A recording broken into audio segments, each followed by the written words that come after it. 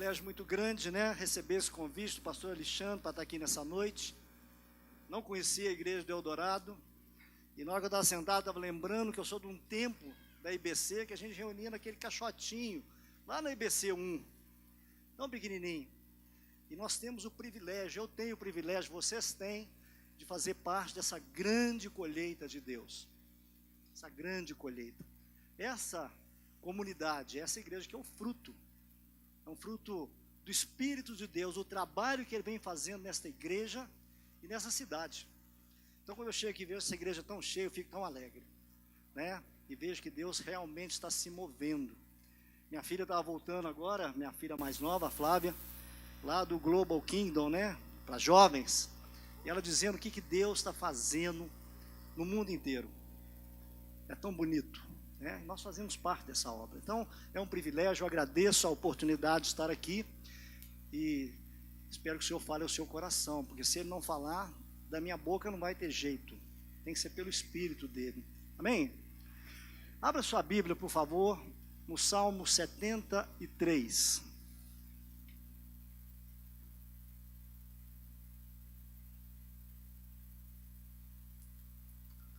O tema dessa série de conferências são os inimigos da alma. E para mim coube hoje falar sobre rejeição e amargura. Eu estou certo que os que não vieram cedo perderam a palavra do pastor Paulo. Eu não pretendo competir com a palavra dele, mas eu acho que Deus tem um recado também nessa área. É uma coisa que realmente me sinto muito à vontade para falar. Mas nós vamos ler aqui então o Salmo 73. Quantos já leram aqui esse Salmo alguma vez? Bastante gente, bastante gente. Quem não leu, vai escutar pela primeira vez e depois vai estudar em casa, porque esse é um Salmo atualíssimo. Atualíssimo, ok? Então está escrito lá no Salmo 73, é um Salmo de Asaf. Asaf é um levita, um homem que servia no templo. Então ele escreve este salmo, e ele começa dizendo o seguinte: com efeito, Deus é bom para com Israel, para com os de coração limpo. Foi o que cantamos aqui hoje. Deus é bom, sempre bom. E ele começa tão bem esse texto, mas logo ele passa a dizer o seguinte: quanto a mim, porém, quase me resvalaram os pés, pouco faltou para que se desviassem os meus passos, pois eu invejava os arrogantes, ao ver a prosperidade dos perversos. Para eles não há preocupações, o seu corpo é sadio e nédio.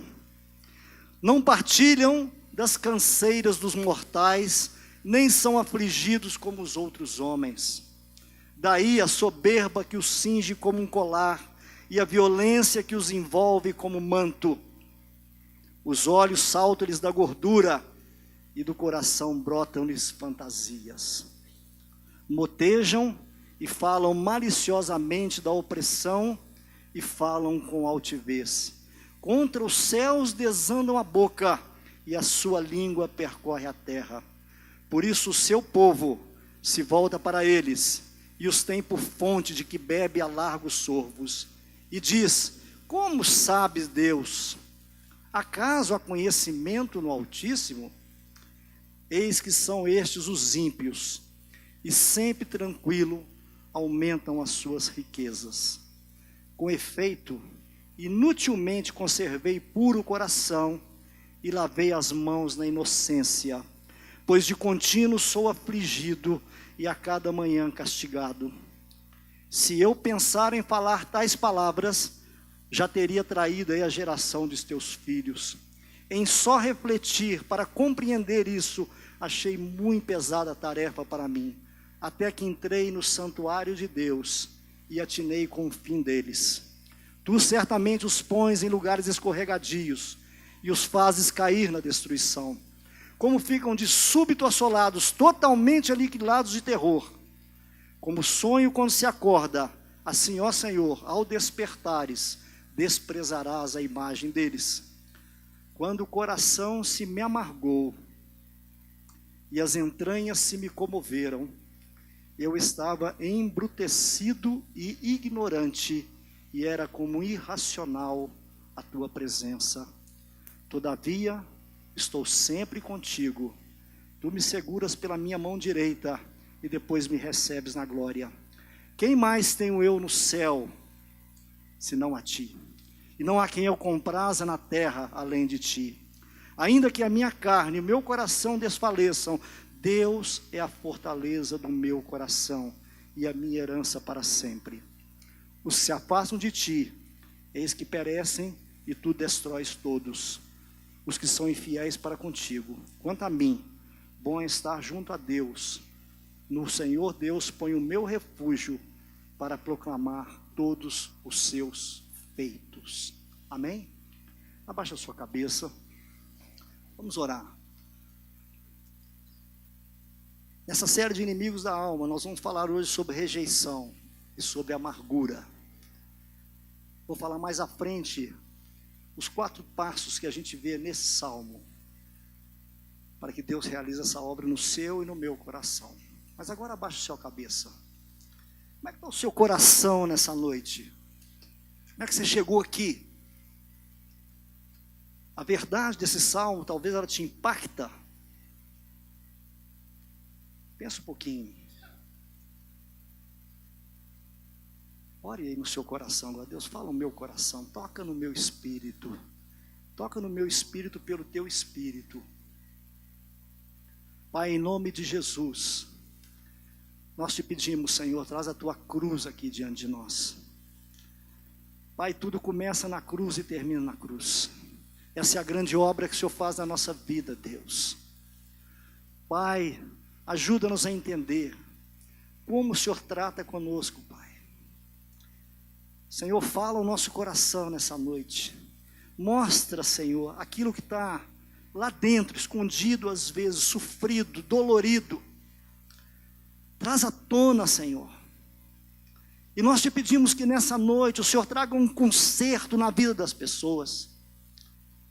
Que aqueles que têm sido dominados por sentimentos ruins, por tristeza, Deus, por amargura, por falta de perdão, ó Pai, que possam compreender que o Senhor é bom, como está escrito na tua palavra. O Senhor é bom. Ó Pai, nós te pedimos que o teu mover do teu Espírito no nosso meio nos traga consciência. Ó Pai, que a gente seja curado realmente.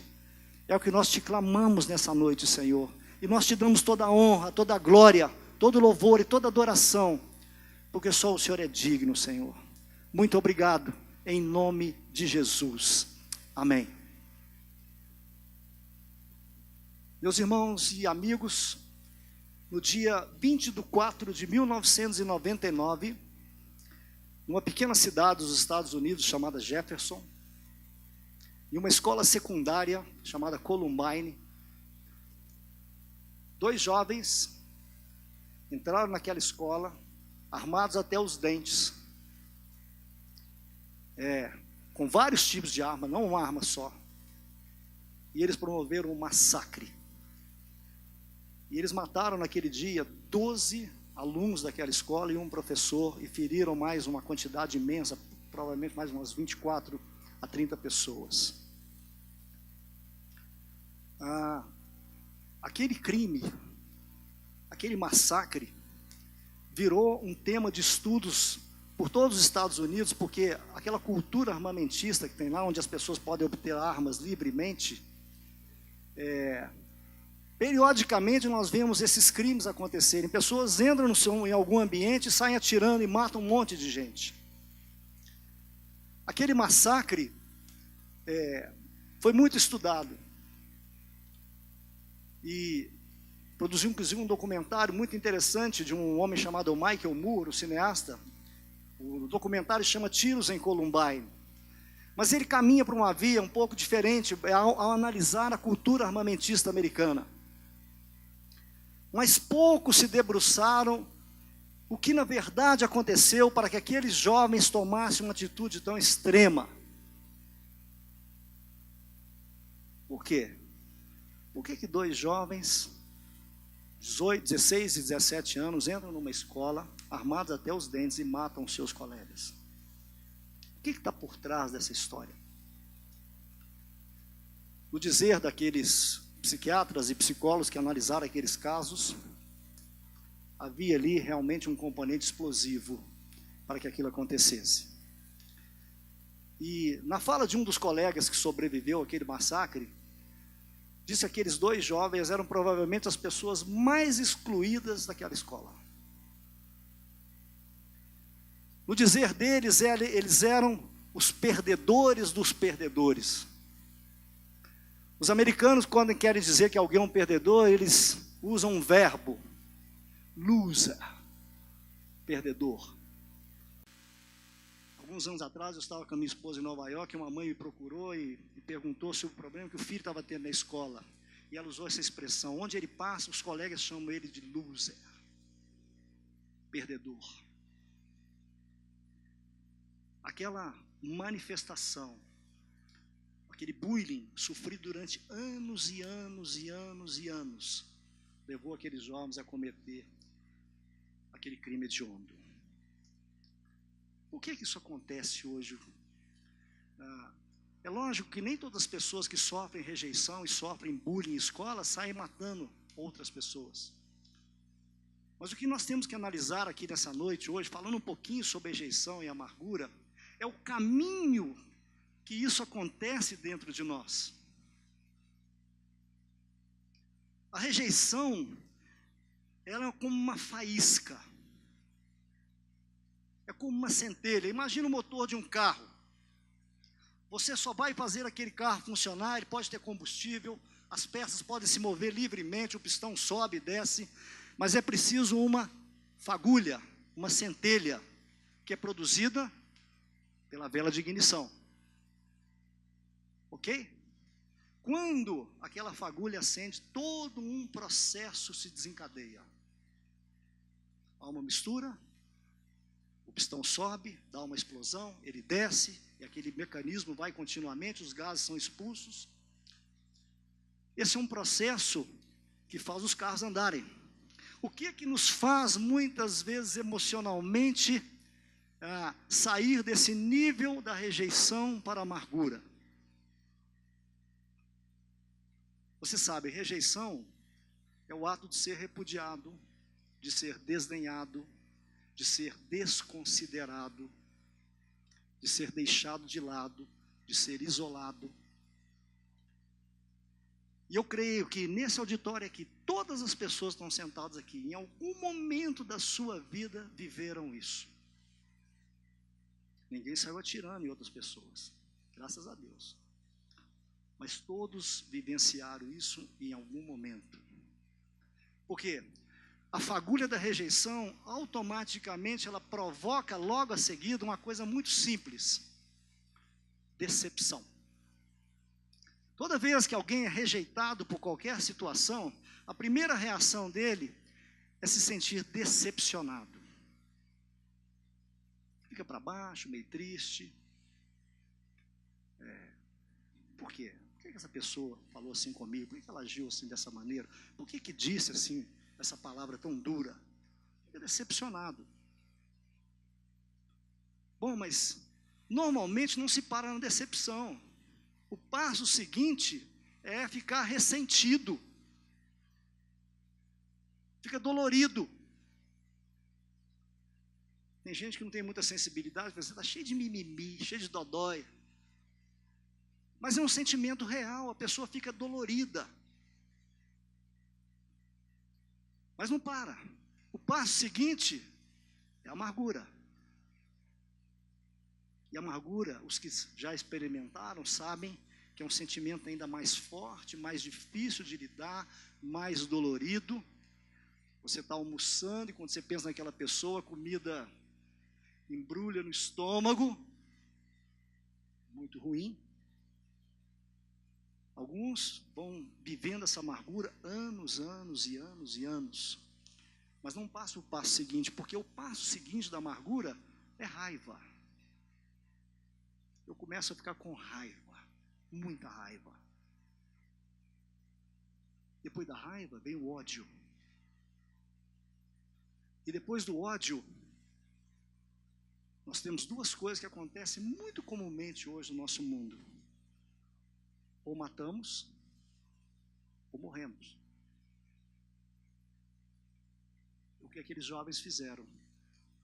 O ciclo de ódio deles começou numa faísca de rejeição, caminhou por todas essas instâncias, até o dia que eles pegaram as armas e mataram outras pessoas, e depois se mataram. Alguns de nós que jamais mataram outras pessoas, talvez matemos no simbólico. Tem gente que fala assim: essa pessoa não existe mais para mim. Já ouviram essa expressão? Essa pessoa não existe mais para mim. Matou. No simbólico você já matou. Mas outras pessoas, elas não matam, mas morrem, começam a morrer gradativamente. O Dr. Ismael esteve aqui semana passada falando sobre depressão. A depressão é a última fronteira. É quando nós vamos vendo a pulsão de morte nos dominando. Tem pessoas que a reação delas é morrer e outras é matar. Então, esse primeiro momento, falamos sobre rejeição e amargura, é importante para que a gente entenda o mundo que nós vivemos hoje. A rejeição, gente, ela pode ser real e pode ser imaginária. A rejeição real é aquela agressão que você sofre em qualquer lugar, em qualquer ambiente, e ela é clara, direta, não é escondida, não é velada, ela é clara. Mas tem também uma rejeição imaginária. O irmão vem para a igreja, passa ali por você, não te cumprimenta, você pensa assim: está com raiva de mim, esse cara está com algum problema comigo. É verdade? Mandou a mensagem, não respondeu no celular, essa pessoa está com algum problema comigo, nem respondeu a mensagem que eu mandei. Muitas vezes é imaginário, mas também é uma rejeição. Eu me sinto rejeitado, eu não tenho como fugir do sentimento. Ele entra para dentro de mim. Os psiquiatras e os psicólogos dizem que a dor da rejeição é uma dor tão forte, medida nas pesquisas feitas no cérebro, nas tomografias, ativam as mesmas áreas onde existe a dor física. É como quebrar uma perna e doer muito. Essa é a dor da rejeição. Olha, eu lido com pessoas, eu trabalho uma parte do meu dia como psicólogo, e eu digo para vocês, 70% das pessoas que sentam dentro de um consultório, seja de um psiquiatra ou de um psicólogo, a grande razão é sentimentos de rejeição e amargura. Normalmente as pessoas sentam e elas começam a contar uma história muito grande. As pessoas se protegem, mas elas vão caminhando devagarinho, vão chegando nesse lugar. Onde que acontecem esses sentimentos? Casamento hoje é um dos maiores focos de rejeição e amargura.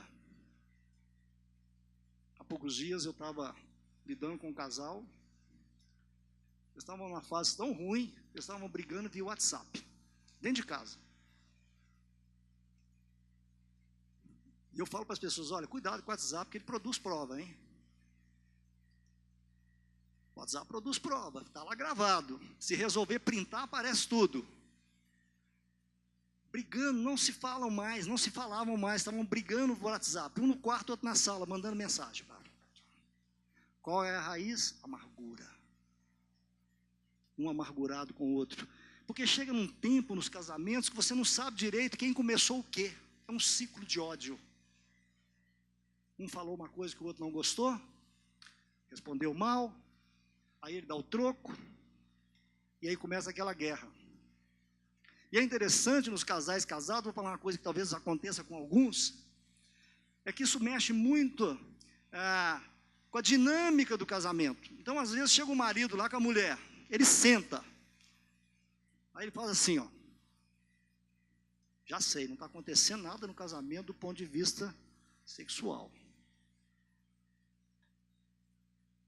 Ele bateu tanto que ela trancou. a sexualidade. E aí ele está bravo demais. Ele está chateado. E quanto mais chateado ele fica, mais ele cutuca. E quanto mais ele cutuca, mais trancado está. E vira uma guerra. Uma pequena rejeição, uma palavra mal falada, um gesto, um comentário, falar sobre a aparência da pessoa, ou falar de um defeito, ou ficar cobrando, ou exercer poder, exercer domínio, vai fechando os canais de comunicação. E lá na frente os casais estão tão adoecidos, tão doentes, que só a graça de Deus mesmo para resolver. Mas também a questão dos filhos. Quantos filhos hoje amargurados com seus pais, e também pais amargurados com seus filhos? Pelas mesmas razões, palavras mal faladas, gestos impensados.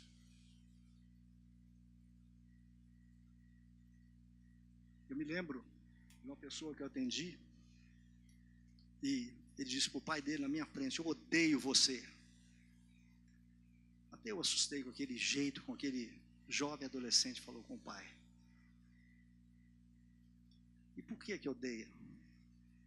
O pai vira: mas eu te dou tudo, faço tudo por você. Te dou essa roupa que você está vestindo, sou eu que te dei. O que você come eu boto na sua mesa, por que você me odeia? Porque você é bruto demais. Você não tem um pingo de carinho. Você não sabe conversar. Sim. Ciclos de rejeição, amargura e ódio. Esses são de fato os inimigos da nossa alma.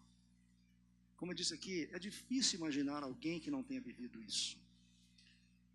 Mas há também dentro das escolas, bullying, como nós falamos aqui no caso desses jovens. Há também em ambiente de trabalho. Já atendi muitas pessoas com problemas no seu ambiente de trabalho, são rejeitadas no seu ambiente de trabalho, são agredidas. E elas chegam por baixo, estão tomando remédio, estão em depressão. Porque não sabem reagir, muitas vezes, a esse tipo de agressão. Mas eu queria finalizar essa parte, eu não quero fixar na questão da rejeição. Todo mundo aqui sabe como que funciona. Mas eu quero lembrar de uma passagem bíblica. Queria que vocês abrissem lá em Gênesis 4. Para a gente entender como que é verdade isso. Gênesis 4 tem a história de Abel e Caim. E diz lá: coabitou o homem com Eva, sua mulher, e esta concebeu e deu à luz a Caim. Então disse: adquiriu um varão com o auxílio do Senhor. Depois deu à luz a Abel, seu irmão. Abel foi pastor de ovelhas e Caim lavrador. Aconteceu que no fim de uns tempos trouxe Caim do fruto da terra uma oferta ao Senhor. Abel, por sua vez, trouxe das primícias do seu rebanho e da gordura deste. Agradou-se o Senhor de Abel e de sua oferta, ao passo que de Caim de sua oferta não se agradou. Irou-se, pois, sobremaneira Caim, e descaiu-lhe o semblante. Então lhe disse o Senhor: por que andas irado? Por que descaiu o teu semblante? Se procederes bem, não é certo que serás aceito? Se todavia procederes mal, eis que o pecado jaz à tua porta. O seu desejo será contra ti, mas a ti cumpre dominá-lo. Os dois irmãos vêm diante de Deus e trazem sua oferta. Vocês conhecem bem essa história. Mas Deus aceita a oferta de Abel, mas não aceita a oferta de Caim. Mas veja que Deus não rejeita Caim, Ele rejeita a oferta. E por que Deus rejeita a oferta de Caim e aceita a oferta de Abel? Porque a oferta de Caim é aquilo que nós queremos trazer para Deus como fruto da nossa força. Nós queremos nos relacionar com Deus baseado nos nossos valores, nos nossos talentos, naquelas coisas que podemos apresentar para Ele. E Deus lá, desde o Éden, está dizendo o seguinte: eu não me relaciono com o homem nessa base. Por isso que Deus aceitou o sacrifício de Abel. Porque o sacrifício de Abel é um antitipo de Cristo. Para você ser aceito, alguém tem que morrer. Alguém teve que morrer. Você pegar todo o Velho Testamento, a história se repete muitas e muitas vezes. Nós nos aproximamos de Deus pelo sacrifício.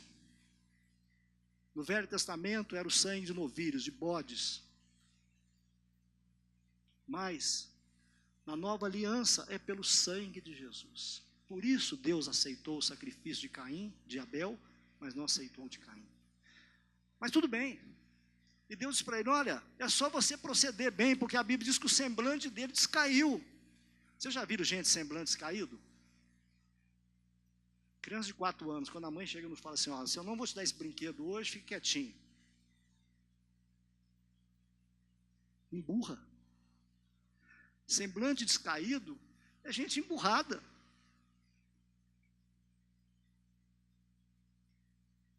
O semblante de Caim descaiu. E ele ficou bravo demais. Mas sabe de uma coisa? Caim não pode matar Deus. O que ele faz? Ele mata o seu irmão. Estão vendo o ciclo? Isso acontece na vida de muitas pessoas. Quantas vezes você abre o jornal hoje e vê uma notícia assim: marido matou a esposa. Por que matou? Porque ela queria deixá-lo. Aí não aceita. Ele não aceita ser rejeitado. Tem alguns que dizem assim: se não for comigo, não é com ninguém. E mata. Estão entendendo que o caminho da rejeição e da amargura leva as pessoas? É um caminho de morte. E é importante dizer isso para vocês hoje, porque realmente este é um grande inimigo da alma. A rejeição e a amargura. Mas é o Espírito que deve sondar o seu coração. E a mensagem estaria muito ruim se ela ficasse aqui. Porque para nós o que importa é como vamos vencer esses inimigos da alma. Está claro que eles existem. Não vou pedir ninguém para levantar a mão aqui, mas se eu, lá dentro do coração de vocês, se eu pudesse entrar lá, eu sei que eu descobri algumas pessoas aqui sofrendo muito. É uma coisa tão sutil. Eu tenho uma netinha linda, de 2 anos e meio. Filho do pastor Daniel, né, que já pregou aqui, né? E ela tem 2 avós, são muito carinhosos e muito presentes. E é engraçado, porque quando os 2 avós estão perto, como ela passa muito tempo com o outro avô, é mais fácil, é lógico, né? As filhas estão sempre na casa dos pais. Quando você vai pegar, ela vira e vai para o colo do outro vovô. Tá certo? Claro, eu entendo perfeitamente. Eu tenho maturidade para compreender que ela faz a escolha baseada na preferência. É normal, ela passa muito mais tempo com o outro avô, está sempre muito perto. Mas eu não deixo sentir lá no meu íntimo quase que um sentimento de rejeição. É verdade? Quantas vezes isso acontece conosco em coisas detalhes? Quantos de nós lutam às vezes por perceber que um pai ou uma mãe tem preferência por um filho ou pelo outro? Então esse é um inimigo real na nossa vida. Mas eu queria parar por aqui para falar sobre a rejeição e a amargura. Porque se nós ficássemos só aqui, nós estaríamos retroalimentando a doença. Na verdade, nós precisamos ser curados. Por isso que eu li com vocês o Salmo 73, eu queria entrar nele agora. Se vocês leram com atenção, esse é um salmo muito interessante. Parece alguém escrevendo nos dias de hoje. É ou não é? É como se algum de nós sentasse aqui hoje, baseado na realidade desse país, nas coisas que nós estamos vivendo, alguém escrevesse esse salmo. E o escritor, ele começa muito bem, ele diz: olha, Deus é bom para com Israel. Mas quanto a mim, eu estou quase escorregando, sabe? Estou quase escorregando. Porque eu estou vendo tanta coisa errada. E eu não estou conseguindo entender por que Deus não intervém. E mais, Nós estamos tão apertados, com tanta dificuldade, e tanta gente vivendo de uma maneira errada, dissoluta, furtando, roubando e aparentemente se dando bem. Essa é a realidade do Salmo 73. Asaf está muito chateado. Uma das expressões que ele usa é: eu tinha inveja. Eu tinha inveja dos ímpios. Meus irmãos, uma das coisas mais difíceis na vida de qualquer pessoa é nomear sentimentos. Mas esse homem tem a coragem. Ele está dizendo aqui: eu tinha inveja mesmo. Eu tinha inveja porque aparentemente eles estão prosperando e nada acontece com eles. Ele diz que a gordura salta dos olhos dele. É como se a riqueza tivesse até no corpo dessas pessoas. Eles falam maliciosamente. Eles falam contra Deus. Eles perguntam: onde está Deus? Não é verdade? Nós ouvimos isso hoje de uma forma subliminar. As pessoas, elas não querem saber de Deus. E muitas vezes a gente vai ficando triste de ver essa realidade. Enquanto muita gente doente hoje, às vezes eu vejo dentro de mim também. Eu não tenho inveja dos ímpios, não. Eu já aprendi. Eu sei o fim deles, como está escrito ali. Mas às vezes o meu coração fica amargurado de ler notícia.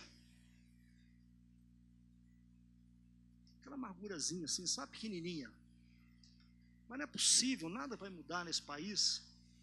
Mas eu quero dizer para você que está mudando. E muito por causa do fruto da oração da igreja. Esse país está mudando e vai mudar. O copo da ira de Deus também está se enchendo. E Ele vai trazer juízo, como está trazendo. Quem imaginaria, há 2 anos atrás, que pessoas tão poderosas poderiam estar na cadeia? Não estou falando aqui nada de política, nem de A, nem de B, nada. Mas quem imaginaria? Mas o coração, nosso coração às vezes olha essa situação e ele fica triste, ele amargura. Muito bem. Mas aqui eu quero ver com vocês 4 motivos pelos quais nós podemos vencer esses inimigos da alma. 4 motivos que nós podemos encontrar para vencer os inimigos da alma. E estão baseados nesse texto. Porque até ali por volta do versículo, deixa eu achar aqui, versículo 11, Asaf está só dizendo os problemas, as dificuldades. Se nós falamos aqui anteriormente sobre a dificuldade que nós temos nos nossos relacionamentos, aqui ele está falando de uma coisa maior, que amargura o coração dele, mas está profundamente ligado às nossas amarguras pequenas do dia a dia. Talvez alguns de vocês aqui não estão amargurados por causa da situação do país, e nem estão se sentindo rejeitados, mas na sua vida diária, no seu dia a dia, nos seus relacionamentos, talvez você esteja sentindo. E as armas para enfrentar isso são as mesmas que Asaf enfrentou. Então eu queria falar dessas 4 armas que Asaf usou para vencer os inimigos da alma. A primeira delas está no verso 15. Você pode abrir aí, quem está com a Bíblia? Queria que você lesse. Olha o que ele diz.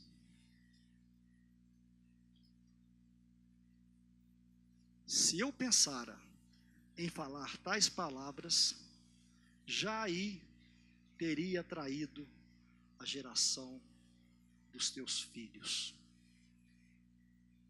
Veja bem, depois de todo aquele discurso inicial, ele está magoado, ele está chateado, ele olha a realidade, ele está triste, como nós aqui olhamos a nossa realidade. E ele diz o seguinte: se eu tivesse dito essas palavras, eu teria traído a geração dos teus filhos. O que ele está dizendo com isso, gente?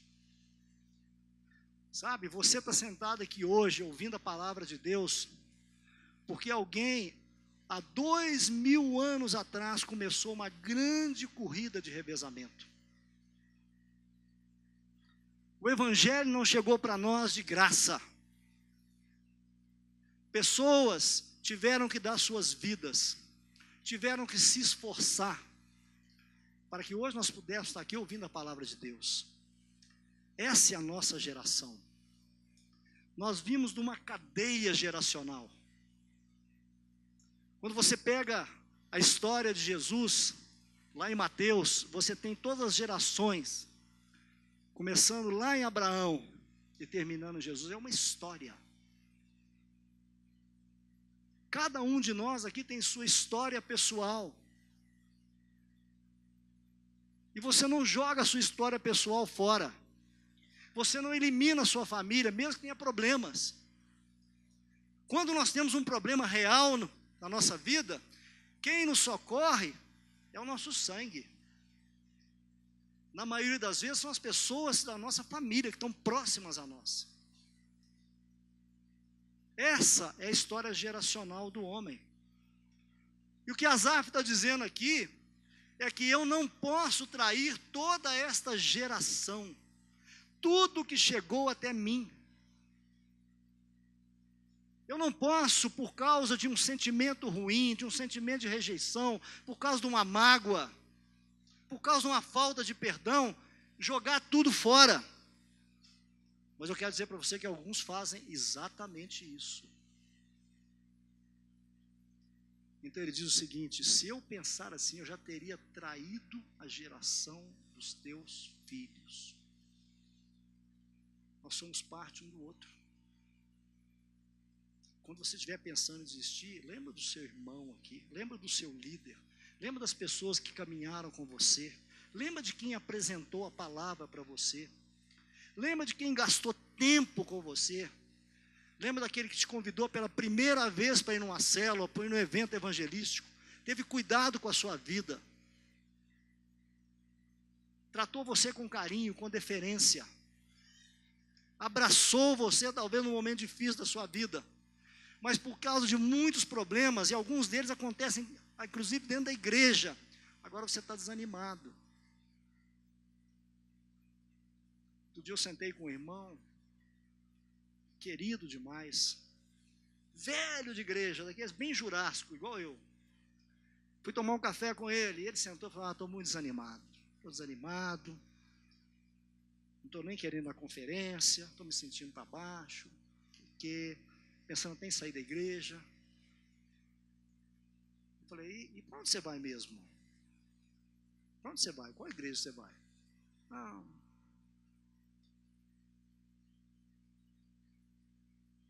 Qual que é o sentimento? Essa é a história de vocês. Vocês fazem parte uns dos outros.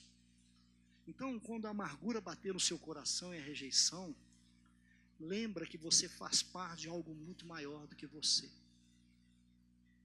E não desista simplesmente. Não traia a geração dos seus irmãos. Esse não é o conceito principal, mas ele tem que ser considerado. Você faz parte de um corpo. E quando você deixa esse corpo, você faz falta.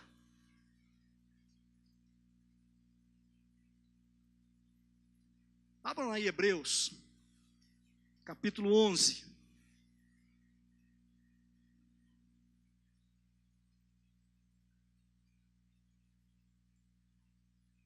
Aqui está falando sobre os heróis da fé.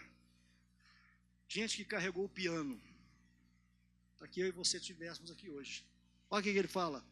Pela fé ruíram as mulheres de Jericó, depois de rodeadas por 7 dias, pela fé Raabe a meretriz não foi destruída com os desobedientes, porque acolheu em paz os espias. E que mais direi? Certamente me faltará o tempo necessário para referir o que é a respeito de Gideão, de Baraque, de Sansão, de Jefté, de Davi, de Samuel e dos profetas, os quais por meio da fé subjugaram reinos, praticaram justiça, obtiveram promessas, fecharam a boca de leões, extinguiram a violência do fogo, escaparam o fio da espada, da fraqueza tiraram força, fizeram-se poderosos em guerra, puseram em fuga exércitos estrangeiros, mulheres receberam pela ressurreição os seus mortos, alguns foram torturados, não aceitando o seu resgate para obter superior ressurreição. Outros, por sua vez, passaram pela prova dos escárnios e açoites, sim, até de algemas e prisões. Foram apedrejados, provados, cerrados ao meio, mortos ao fio de espada. Andaram peregrinos vestidos de peles de ovelhas e de cabras, necessitados, afligidos, maltratados, homens dos quais o mundo não era digno, errantes pelos desertos, pelos montes, pelas covas e pelos antros da terra. Ora, todos eles obtiveram bom testemunho por sua fé, e não obtiveram, contudo, a concretização da promessa. E por haver Deus provido coisa superior em Jesus, a nosso respeito, para que eles, sem nós, não fossem aperfeiçoados. Essa geração, é a sua geração e a minha geração. Sabe, gente, nós podemos sentar aqui hoje, abrir as nossas Bíblias, podemos orar, podemos falar do Evangelho, mas em muitos lugares do mundo, isso é impossível. Os muçulmanos estão chegando nesse país, estão abrindo suas mesquitas, mas nós não podemos abrir igrejas nos países deles. Essa é a nossa geração, nós fazemos parte desse propósito. Mas a segunda coisa importante está lá no verso 17. Voltem lá, verso 17.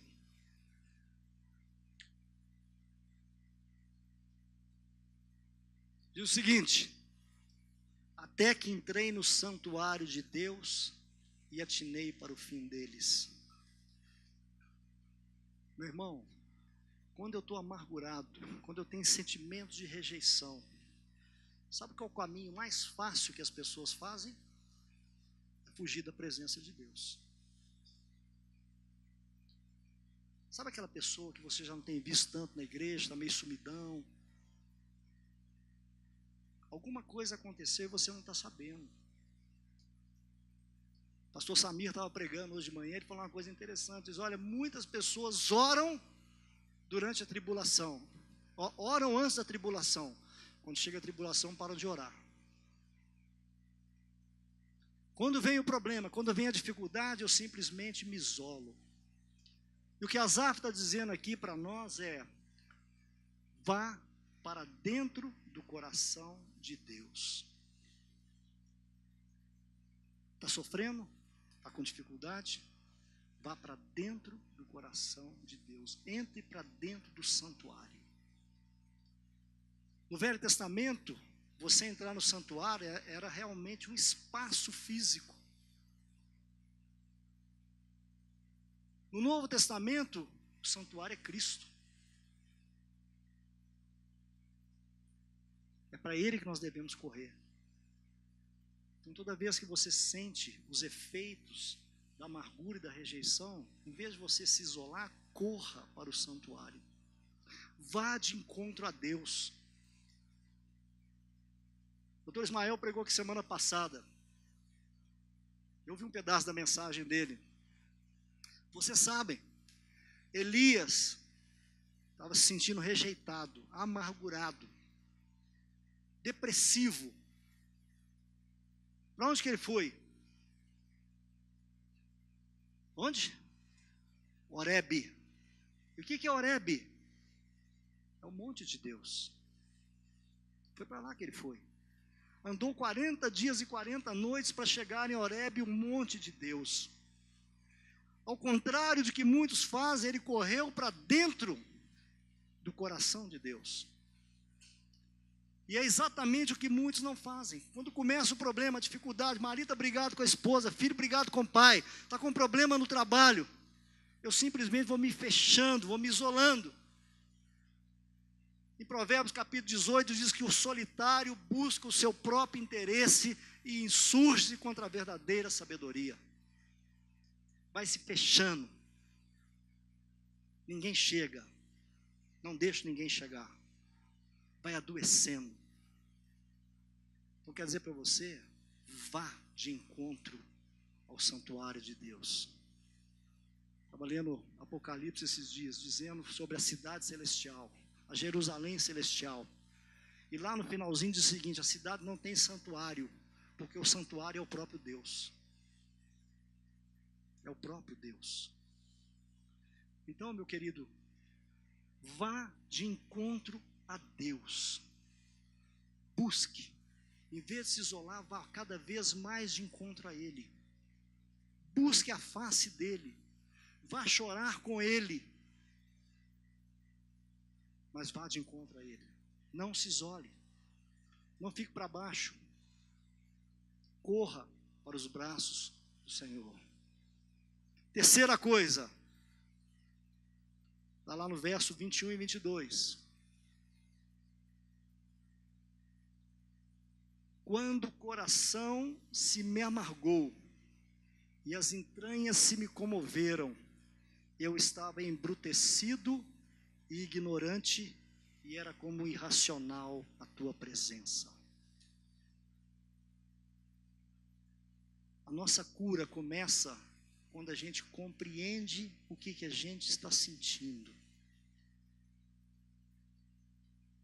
Se você permanecer embrutecido, duro,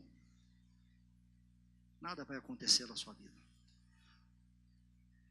O que ele está dizendo aqui é que eu tenho que reconhecer que por mais que eu tenha sido ferido, por mais que tenham me machucado, o que produziu em mim foi pior ainda do que os outros fizeram. Às vezes eu digo para as pessoas: alguém tem o poder realmente de te machucar? Ou você aceitou isso para dentro de você?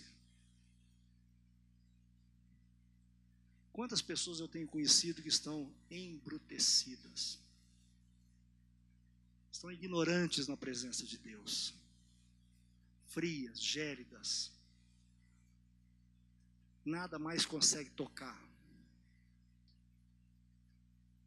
Quando eu olho a história do filho pródigo,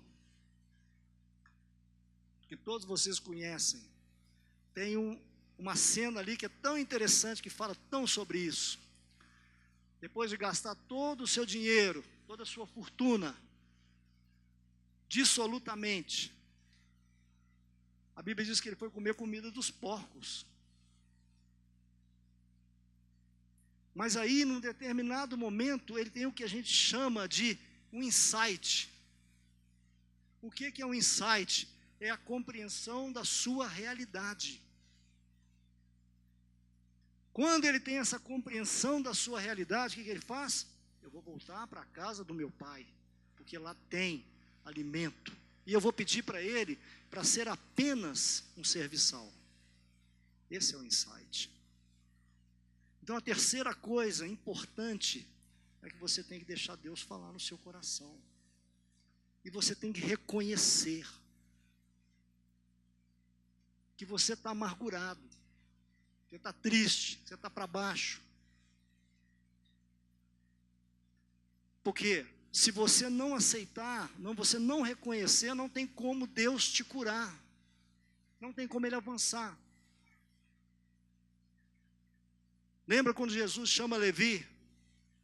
E logo Jesus chama Levi, Mateus, e quer jantar na casa dele. Os senhores da lei, os fariseus, dizem assim: esse homem come com publicanos e pecadores. A Bíblia diz que Jesus, conhecendo o coração deles, responde o seguinte: olha, os sãos não precisam de médico, e sim os doentes. Eu não vim chamar justos, mas pecadores ao arrependimento. Se eu não tenho a compreensão que eu estou doente, eu não posso ser curado. Então, a terceira coisa importante, você tem que sondar o seu coração. Você está embrutecido? Está tudo duro aí? Seu semblante está descaído? Você está chateado com a vida? Deus quer restaurar o seu coração. E a última coisa,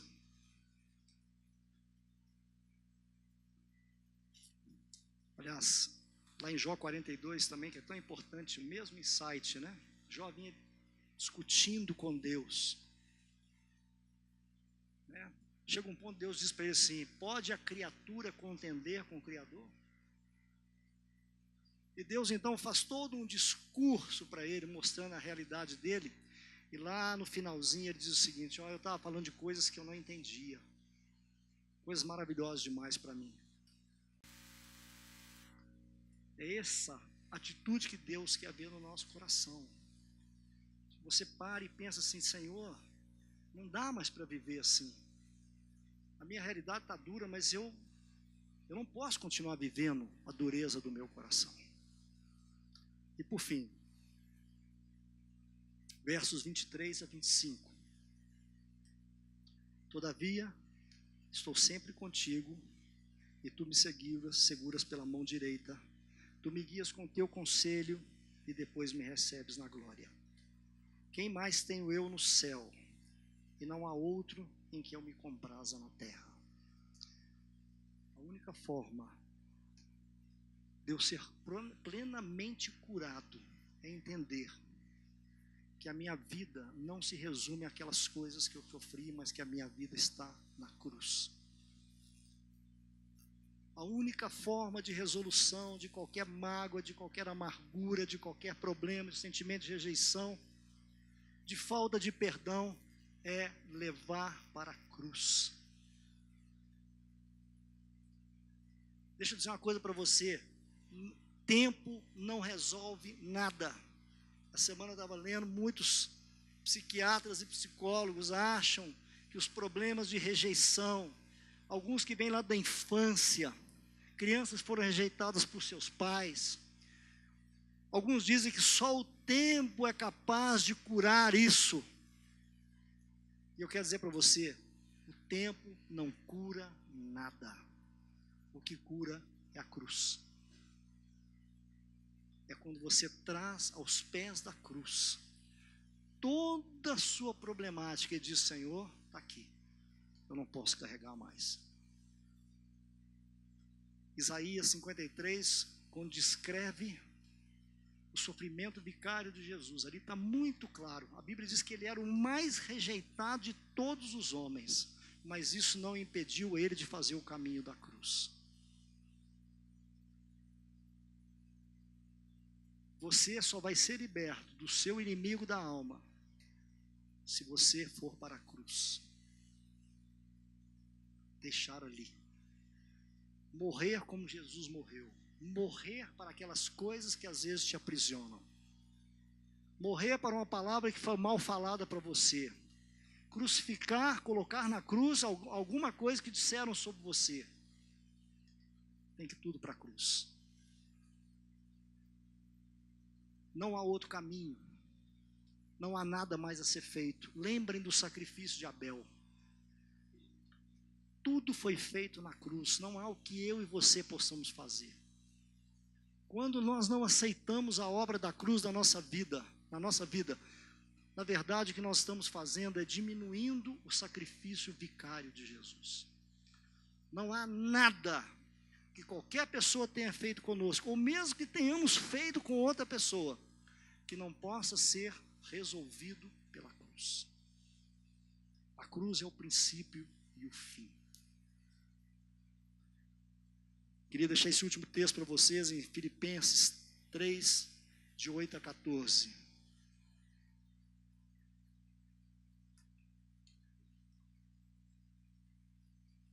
Filipenses 3, de 8 a 14. O apóstolo Paulo aqui diz o seguinte: mas o que era para mim lucro, isso considerei perda por causa de Cristo. Sim, deveras considero tudo como perda por causa da sublimidade do conhecimento de Cristo, Jesus meu Senhor, por amor do qual perdi todas as coisas e as considero como refúgio para ganhar a Cristo e ser achado nele, não tendo justiça própria que procede da lei, senão a que é mediante a fé em Cristo, a justiça que procede de Deus baseada na fé, para conhecer o poder da ressurreição e a comunhão dos seus sofrimentos, conformando-me com ele na sua morte, para de algum modo alcançar a ressurreição. Depois olha o que ele diz: não que eu tenha alcançado, não que eu tenha recebido, ou tenha obtido a perfeição, mas prossigo para conquistar aquilo para que também fui conquistado em Cristo Jesus. Mais embaixo ele diz, irmãos, quanto a mim, não julgo tê-la alcançado, mas uma coisa eu faço, esquecendo-me das coisas que para trás ficam, avançando para as que estão diante de mim, e prossigo para o alvo, para o prêmio da soberana vocação em Deus, em Cristo Jesus. É isso que Deus espera de nós. Você traga para a cruz e descanse nele. Não há homem mais bacana no Novo Testamento do que o apóstolo Paulo, com maior coragem de dizer das suas questões, das suas dúvidas, dos seus medos, das suas amarguras. Mas também não há um homem tão preparado para dizer que a obra de Deus começa e termina na cruz. Eu quero terminar contando uma pequena história. Alguns anos atrás, eu tinha um negócio próprio e tem um irmão mais velho. Ele trabalhava num emprego público e resolveu pedir demissão do seu emprego, fazer um daqueles PDVs. E logo o dinheiro que ele tinha recebeu daquele negócio acabou e ele pediu para trabalhar no meu negócio. E eu, com muita pena dele, da situação dele, da família dele, mas um pouco receoso, porque irmãos conhecem bem como é que irmãos funcionam, não é verdade, gente? Todo mundo conhece. Bom, eu disse para ele: olha, você vai vir para cá, vou te pagar um salário X, mas para você ficar aqui 6 meses, depois de 6 meses você tem que procurar outra coisa para fazer, porque não tem espaço aqui, você não tem a qualificação para trabalhar nesse tipo de negócio. Muito bem, tudo combinado. Passaram 6 meses, 1 ano, 2 anos. Depois de 2 anos eu disse: olha, não tem mais jeito, está muito complicado, o temperamento está batendo muito aí com os clientes, muitas dificuldades. Eu disse: olha, agora está na hora de você ir. Ele ficou muito bravo, muito chateado. Passado uma semana eu recebo a ligação de um advogado: representa aqui o fulano, seu irmão, e ele está dizendo que ele quer isso.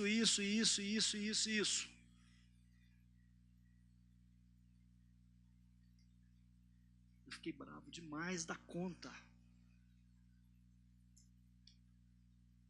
Naqueles dias, se eu tivesse encontrado com ele, acho que eu tinha batido nele, de tanta raiva que eu fiquei. Lembra do ciclo? Da rejeição, da amargura? Fiquei com muita raiva. Quando o homem me ligou, eu falei assim: o que ele está querendo? Isso? Pode passar aqui, os cheques estão prontos, ele pode pegar. Vou fazer os cheques dele. Mas rompeu. 2 anos sem falar. Raiva, amargura. E às vezes eu pensava assim: mas eu sou crente, não posso carregar essas coisas. Está errado. Como é que eu posso falar sobre isso para as pessoas? Um dia Deus virou para mim e falou assim: olha, agora está na hora de você acertar isso. Vai lá na casa do seu irmão e pede perdão para ele. Eu pedi perdão para ele? Você vai pedir perdão para ele. Mas ele é que me ofendeu. Não vou fazer isso de jeito nenhum, Deus. É isso que eu vou fazer. Você vai lá e vai pedir perdão para ele. Mas por que eu vou pedir perdão para ele? Você vai pedir perdão porque você falou um dia aquilo com ele, você tratou ele mal uma outra vez, você fez uma promessa que você não cumpriu. Você vai lá e vai pedir perdão para ele. Passaram mais algumas semanas e eu lutando dentro de mim. Um dia eu tomei coragem, fui lá, bati na casa dele, sentei com ele, a esposa dele. Falei: Deus me mandou aqui te pedir perdão por causa disso. Ele me abraçou, me beijou, chorou. Não me pediu perdão de absolutamente nada. Nada. Pediu depois. Bem depois. Mas quando eu saí daquele lugar, acabou. Isso chama-se cruz. Obediência é cruz. E cruz é obediência. Nunca mais. Sabe por que eu me sinto muito livre para pregar sobre um tema como esse? Porque realmente eu não tenho dentro de mim nenhum sentimento de rejeição, de amargura com ninguém. É uma coisa bem resolvida dentro de mim. Então eu quero te fazer um convite nessa noite. Você tem esse inimigo da sua alma, ele está te aprisionando. Está na hora de você trazer ele para a cruz. Está na hora de você trazer ele para a cruz. É um passo, é uma decisão. Ah, mas eu não estou sentindo nada. Não tem que sentir mesmo não. Você tem só que obedecer. Você tem que tomar uma decisão na sua vida. Você vai ficar carregando até quando? Você já sabe. Entrar no santuário. Não trair a geração dos teus filhos. Reconhecer a dureza do coração. E entender que tudo se resolve na cruz. Amém? Você pode abaixar a sua cabeça? Antes de chamar aqui na frente, eu vou chamar pessoas que querem tomar uma decisão. Eu quero convidar aqui pessoas primeiro, talvez entrar aqui pela primeira vez nessa noite. Estão ouvindo aqui a palavra, ouvir os cânticos, as músicas, mas nunca aceitaram Jesus no seu coração. Nunca tomaram uma decisão por Ele. Talvez estão carregando um monte de problemas, mas o principal problema é não conhecer a Deus. É saber que Ele existe, mas nunca ter se relacionado com Ele. Eu não posso deixar nessa noite, não posso ir embora sem fazer esse convite para você. Se nessa noite você quer entregar a sua vida a Jesus, para Ele te curar do seu pior problema, que é o pecado de virar as costas para Ele. Você quer aceitar Jesus nessa noite? Quer entregar o seu coração para Ele? Quer viver uma vida com Ele? Onde você está aí? Levanta sua mão para mim. Tem alguém nessa noite que quer entregar o seu coração para Jesus? Levanta a mão para mim. Alguém? Talvez você nunca fez a decisão, amém, Deus te abençoe. Alguém mais? Eu sei que tem mais gente aqui, entrou aqui pela primeira vez. Você tem que entregar seu coração para Jesus. Esse é o principal problema da sua vida. Não é rejeição, é amargura não. Esse dá para resolver. Mas se você não tiver Jesus, você não vai para lugar nenhum. Mais alguém? Levanta a sua mão. Mais alguém quer aceitar Jesus no seu coração? Amém. Vem cá, moça. Quero orar por você aqui. Essa moça que levantou a mão aqui, ó. Vem cá. Fico com vergonha não. Todo mundo aqui já tem que fazer isso. Quem aqui já levantou a mão alguma vez aceitando Jesus? Tá vendo? Tem jeito. É uma decisão. Amém. Deus te abençoe. Nós vamos orar daqui a pouquinho. Mas eu agora quero convidar. Como é que se chama? Como é que se chama? Nós vamos orar com a Bruna daqui a pouco. Mas eu quero convidar aqui na frente pessoas que estão carregando fardos de rejeição e amargura. Pessoas que estão sofrendo, mas que precisam tomar uma decisão. Precisam ter coragem. Vai resolver tudo aqui hoje? Não sei. Mas você vai se mover de coragem para correr atrás, para liberar perdão, para não carregar amargura, Qualquer pessoa que tem esse sentimento, vem para frente agora. Tenha coragem, vem para frente aqui que nós vamos orar. Todo mundo está carregando sentimento de amargura e de rejeição. É isso mesmo, gente. Tem vergonha mesmo. A gente tem vergonha. Admitir que a gente está carregando. O problema maior é não admitir. Você está passando aí por dificuldade, está sentindo amargurado. Às vezes dentro de casa, às vezes no ambiente de trabalho, às vezes no casamento. A brigaria danada no casamento. Sentimentos de rejeição mútuos. Pai com filho, escola, igreja.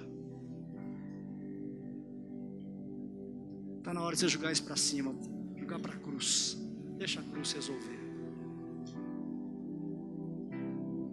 Amém. Eis-me aqui.